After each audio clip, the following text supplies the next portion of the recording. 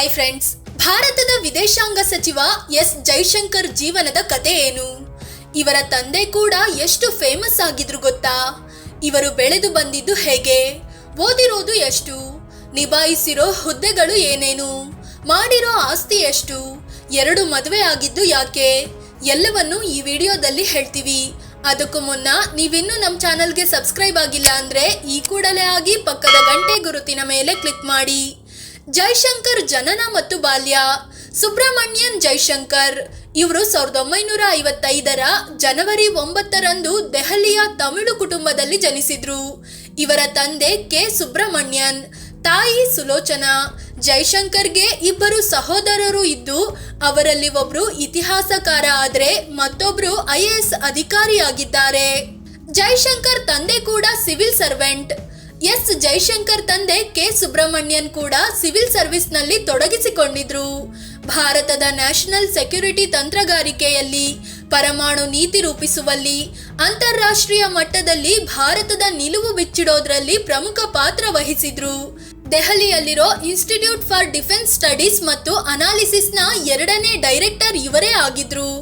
ಕಾರ್ಗಿಲ್ ಯುದ್ಧದ ಬಳಿಕ ರಚನೆಯಾದ ಕಾರ್ಗಿಲ್ ರಿವ್ಯೂ ಕಮಿಟಿ ಸೇರಿದಂತೆ ಹಲವು ಸರ್ಕಾರಿ ಸಮಿತಿಗಳ ನೇತೃತ್ವ ವಹಿಸಿದ್ರು. ಮನಮೋಹನ್ ಸಿಂಗ್ ಸರ್ಕಾರ ಇದ್ದಾಗ ಅಂದ್ರೆ 2007ರಲ್ಲಿ ಇಂಡೋ US ಸಿವಿಲಿಯನ್ ನ್ಯೂಕ್ಲಿಯರ್ ಅಗ್ರಿಮೆಂಟ್ನಲ್ಲೂ ಇವರ ಪಾತ್ರ ದೊಡ್ಡದಿತ್ತು.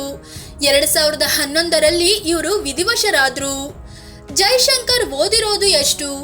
ಎಸ್ ಜೈಶಂಕರ್ ದೆಹಲಿಯ ಏರ್ಫೋರ್ಸ್ ಸ್ಕೂಲ್, ಬೆಂಗಳೂರಿನ ಮಿಲಿಟರಿ ಸ್ಕೂಲ್ನಲ್ಲಿ ಆರಂಭದ ಶಿಕ್ಷಣ ಪಡ್ಕೊಂಡ್ರು. ತಂದೆ ಸುಬ್ರಮಣ್ಯನ್ ಸಿವಿಲ್ ಸರ್ವಿಸ್ನಲ್ಲಿ ಇದ್ದಿದ್ರಿಂದ ಅವರ ಭೇಟಿಗೆ ದೊಡ್ಡ ದೊಡ್ಡ ಅಧಿಕಾರಿಗಳು ಬರ್ತಿದ್ರು. ಈ ವೇಳೆ ಸುಬ್ರಮಣ್ಯನ್ ಜೈಶಂಕರ್ ಕೂಡ ಇರ್ತಿದ್ರು. ಹೀಗೆ ಚಿಕ್ಕ ವಯಸ್ಸಿನಿಂದಲೇ ದೊಡ್ಡವರ ಜೊತೆ ವಿವಿಧ ವಿಚಾರಗಳನ್ನು ಚರ್ಚಿಸ್ತಾ ಇರ್ತಿದ್ರು. ಇದರಿಂದ ಜಾಗತಿಕ ವಿಚಾರಗಳಲ್ಲಿ ಜೈಶಂಕರ್ಗೆ ಆಸಕ್ತಿ ಬೆಳೀತಾ ಹೋಯ್ತು. ದೆಹಲಿಯ ಸ್ಟೀಫನ್ ಕಾಲೇಜಿನಲ್ಲಿ ಕೆಮಿಸ್ಟ್ರಿಯಲ್ಲಿ ಪದವಿ ಪಡ್ಕೊಂಡ್ರು. ಪೊಲಿಟಿಕಲ್ ಸೈನ್ಸ್ನಲ್ಲಿ MA ಪದವಿ ಪಡ್ಕೊಂಡ್ರು. ಇದಾದ್ಮೇಲೆ ಜವಾಹರ್ಲಾಲ್ ನೆಹರು ಯೂನಿವರ್ಸಿಟಿಯಿಂದ ಅಂತಾರಾಷ್ಟ್ರೀಯ ಸಂಬಂಧಗಳು ವಿಷಯದಲ್ಲಿ MPhil ಮತ್ತು PhD ಪದವಿ ಪಡ್ಕೊಂಡ್ರು. ಇಂಡಿಯನ್ ಫಾರಿನ್ ಸರ್ವಿಸ್ಗೆ ಜಾಯಿನ್. ಜೈಶಂಕರ್ ಏನೆಲ್ಲ ಕೆಲಸ ಮಾಡಿದ್ದಾರೆ ಗೊತ್ತಾ? ಜೈಶಂಕರ್ 1977ರಲ್ಲಿ ಇಂಡಿಯನ್ ಫಾರಿನ್ ಸರ್ವಿಸ್ಗೆ ಜಾಯಿನ್ ಆದ್ರು. 1979ರಲ್ಲಿ ಇವರನ್ನು ಸೋವಿಯತ್ ಯೂನಿಯನ್ಗೆ ಭಾರತೀಯ ರಾಯಭಾರಿ ಸೆಕ್ರೆಟರಿಯಾಗಿ ಕಳುಹಿಸಲಾಯಿತು. ಇಲ್ಲಿ 1979ರಿಂದ 1981ರವರೆಗೆ ಇದ್ದ ಜೈಶಂಕರ್ ರಷ್ಯನ್ ಭಾಷೆ ಕಲಿತುಕೊಂಡ್ರು. ನಂತರ ದೆಹಲಿಗೆ ವಾಪಸ್ಸಾದ ಜೈಶಂಕರ್ ಭಾರತದ ವಿದೇಶಾಂಗ ಇಲಾಖೆಯ ಅಮೆರಿಕ ವಿಭಾಗದಲ್ಲೂ ಕೆಲಸ ಮಾಡಿದ್ರು. 1985ರಿಂದ 1988ರವರೆಗೆ ಅಮೆರಿಕಾದಲ್ಲಿರೋ ಭಾರತದ ರಾಯಭಾರಿ ಕಚೇರಿಯಲ್ಲಿ ಫಸ್ಟ್ ಸೆಕ್ರೆಟರಿಯಾಗಿ ಕೆಲಸ ಮಾಡಿದ್ರು. 1988ರಿಂದ 1990ರವರೆಗೆ ಶ್ರೀಲಂಕಾದಲ್ಲಿ ಫಸ್ಟ್ ಸೆಕ್ರೆಟರಿಯಾಗಿ ಸೇವೆ ಸಲ್ಲಿಸಿದ್ರು. 1990ರಿಂದ 1993ರವರೆಗೆ ಹಂಗೇರಿ ರಾಯಭಾರಿ ಕಚೇರಿಯಲ್ಲಿ ಕೌನ್ಸಿಲರ್ ಆಗಿ ಕೆಲಸ ಮಾಡಿ ಭಾರತಕ್ಕೆ ವಾಪಸ್ ಬಂದ್ರು. ಭಾರತದ ವಿದೇಶಾಂಗ ಇಲಾಖೆಯ ಈಸ್ಟ್ ಯುರೋಪ್ ವಿಭಾಗದ ನಿರ್ದೇಶಕರಾಗಿ ಸೇವೆ ಸಲ್ಲಿಸಿದ್ರು. ಇದೇ ವೇಳೆ ರಾಷ್ಟ್ರಪತಿಯಾಗಿದ್ದ ಶಂಕರ್ ದಯಾಳ್ ಶರ್ಮಾ ಅವರ ಪ್ರೆಸ್ ಸೆಕ್ರೆಟರಿ, ಬರಹಗಾರರಾಗಿಯೂ ಆಯ್ಕೆಯಾದ್ರು. ಚೀನಾ ರಾಯಭಾರಿಯಾಗಿ ಜೈಶಂಕರ್ ದಾಖಲೆ. 1996ರಿಂದ 2000ರವರೆಗೆ ಜೈಶಂಕರ್ ಜಪಾನ್ನಲ್ಲಿರೋ ಭಾರತದ ರಾಯಭಾರಿ ಕಚೇರಿಯಲ್ಲಿ ಹೈಕಮಿಷನರ್ ಆಗಿ ಕೆಲಸ ಮಾಡಿದ್ರು. 2000ರಲ್ಲಿ ಅವರನ್ನ ಝೆಕ್ ರಿಪಬ್ಲಿಕ್ನಲ್ಲಿ ಭಾರತದ ರಾಯಭಾರಿಯಾಗಿ ಕಳುಹಿಸಲಾಯಿತು. 2004ರಲ್ಲಿ ಭಾರತಕ್ಕೆ ಬಂದ ಜೈಶಂಕರ್ ವಿದೇಶಾಂಗ ಇಲಾಖೆಯ ಅಮೆರಿಕ ವಿಭಾಗದ ಜಾಯಿಂಟ್ ಸೆಕ್ರೆಟರಿ ಆದ್ರು. 2007ರಲ್ಲಿ ಸಿಂಗಾಪುರ್ ಹೈಕಮಿಷನರ್ ಆದ ಜೈಶಂಕರ್ ರನ್ನು 2009ರಲ್ಲಿ ಚೀನಾ ರಾಯಭಾರಿಯಾಗಿ ಕಳುಹಿಸಲಾಯಿತು. 2013ರವರೆಗೆ ಜೈಶಂಕರ್ ಅಲ್ಲೇ ಇದ್ರು. ಚೀನಾದಲ್ಲಿ ಹೆಚ್ಚು ಕಾಲ ಸೇವೆ ಸಲ್ಲಿಸಿದ ರಾಯಭಾರಿ ಇವರಾಗಿದ್ದಾರೆ. ಅಮೆರಿಕ ರಾಯಭಾರಿ ಮೋದಿ ಭೇಟಿ. ಎಸ್ 2013ರಲ್ಲಿ ಅಮೆರಿಕಾದಲ್ಲಿ ಭಾರತೀಯ ರಾಯಭಾರಿಯಾಗಿ ಹೋದ್ರು.